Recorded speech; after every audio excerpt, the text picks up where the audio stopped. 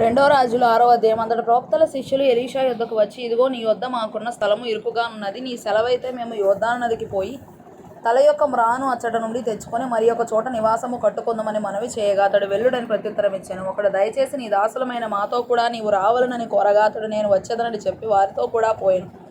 వారు యోర్దానుకు వచ్చి మ్రానులు నరుకుచుండిరి. ఒకడు దూలము నరుకుచున్నప్పుడు గొడ్డలి ఊడి నీటిలో పడిపోగా వాడు, అయ్యో నా ఏలినవాడా, అది ఎరవు తెచ్చినదని మొరపెట్టిన గనుక ఆ దైవజనుడు అది ఎక్కడ పడినని అడిగాను. వాడు అతనికి ఆ స్థలమును చూపింపగా అతడు కొమ్మ ఒకటి నరికి నీళ్లలో వేయగా గొడ్డలి తేలి అతడు దానిని పట్టుకొనుమని వానితో చెప్పగా వాడు తన చెయ్యి చాపి దానిని పట్టుకొనెను.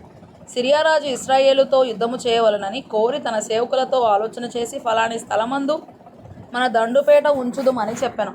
అయితే ఆ దైవజనుడు ఇశ్రాయేలు రాజునకు వర్తమానం పంపి, ఫలాని స్థలమునకు నీవు పోవద్దు, అచ్చడికి సిరియనులు వచ్చి దిగి ఉన్నారని తెలియజేసెను. గనుక ఇశ్రాయేలు రాజు దైవజనుడు తనకు తెలిపి హెచ్చరిక చేసిన స్థలమునకు పంపి సంగతి తెలుసుకొని తన వారిని రక్షించుకొనెను.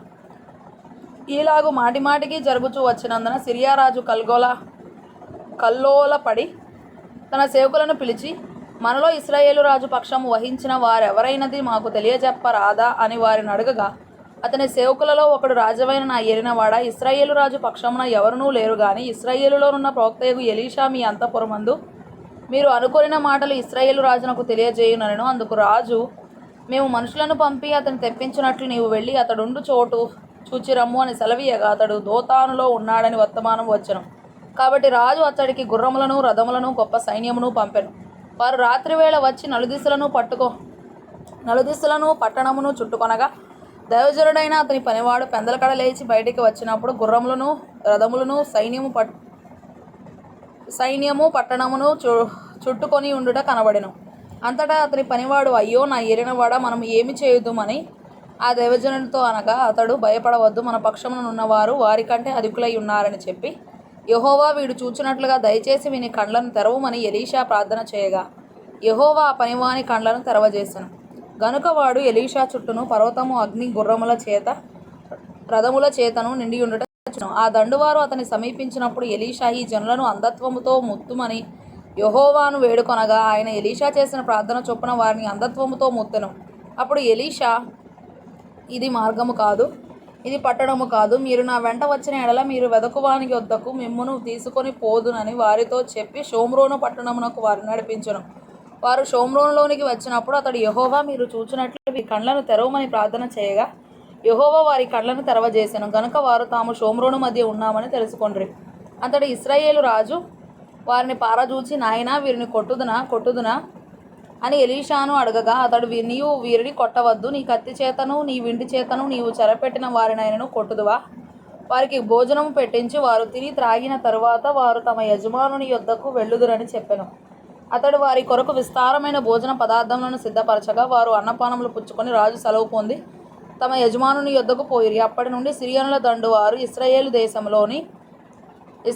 దేశములోనికి వచ్చుట మానిపోయెను. అటు తరువాత సిరియా రాజైన బెన్హదదు తన సైన్యం అంతటినీ సమకూర్చుకొని వచ్చి షోమ్రోనునకు ముట్టడి వేసెను. అప్పుడు షోమ్రోనులో గొప్ప క్షామము కలిగి ఉండగా గాడిద యొక్క తల 80 రూపాయలకును అరపావు పావురపు రెట్ట 5 రూపాయలకును అమ్మబడెను. వారు అంత కఠినముగా ముట్టడి వేసి ఉండిరి. అంతటా ఇశ్రాయేలు రాజు పట్టణ ప్రాకారం మీద సంచారము చేయగా ఒక స్త్రీ రాజును చూచి, రాజవైన నా ఏలినవాడా, సహాయము చేయమని కేకలు వేయట విని, యెహోవా నీకు సహాయము చేయనిది నేనెక్కడ నుండి నీకు సహాయము చేయుదును? కళ్ళములో నుండి అయినను ద్రాక్ష గానుగలో నుండి అయినను దేనినైనను ఇచ్చి సహాయము చేయవల్ల పడదని చెప్పి నీ విచారమునకు కారణమేమని అడగగా, అది, ఈ స్త్రీ నన్ను చూచి నేటి ఆహారమునకు నీ బిడ్డను ఇమ్ము, రేపు మనము నా బిడ్డను భక్షించుదుము అని చెప్పినప్పుడు మేము నా బిడ్డను వంట చేసుకొని తింటిమి. అయితే మరునాటి యందు నేను దాన్ని చూచి నేటి ఆహారమునకు నీ బిడ్డను ఇమ్మని అడిగితిని గాని అది తన బిడ్డను దాచిపెట్టనని చెప్పాను. రాజు ఆ స్త్రీ మాటలు విని తమ వస్త్రములను చింపుకొని ఇంకా ప్రాకారం మీద నడిచిపోవచ్చుండగా జనులు అతడిని తేరి చూచినప్పుడు లోపల అతని ఒంటి మీద గోనె పట్ట కనబడెను. తరువాత రాజు షాపాతు కుమారుడైన ఎలీషా యొక్క తల ఈ దినమున అతని పైన నిలిచి ఉన్న ఎడల దేవుడు నాకు గొప్ప అపాయము కలుగజేయును. అయితే ఎలీషా తన ఇంట కూర్చుని ఉండగా పెద్దలను అతడితో కూడా కూర్చుండి ఉన్నప్పుడు రాజు ఒక మనిషిని పంపెను. ఆ పంపబడిన వాడు ఎలీషా దగ్గరకు రాక మునిపే అతడు ఆ పెద్దలను చూచి, ఈ నరహంతకుని కుమారుడు నా తలను కొట్టివేయుటకు ఒకని పంపి ఉన్నాడని మీకు తెలిసినదా? మీరు కనిపెట్టి ఉండి ఆ దూత రాగా వాడు లోపలికి రాకుండా తలుపుతో వారిని వెలుపలికి తోసి తలుపు మూసివేయుడి. వాని యజమానుని కాళ్ల చప్పుడు వాని వెనుక వినబడను గదా అని వారితో చెప్పుచుండగా ఆ దూత అతని యొద్దకు వచ్చెను. అతడు రాజు ఆ కీడు యెహోవా వలననైనది, నేను ఇక ఎందుకు యెహోవా కొరకు కనిపెట్టి ఉండవలెననెను.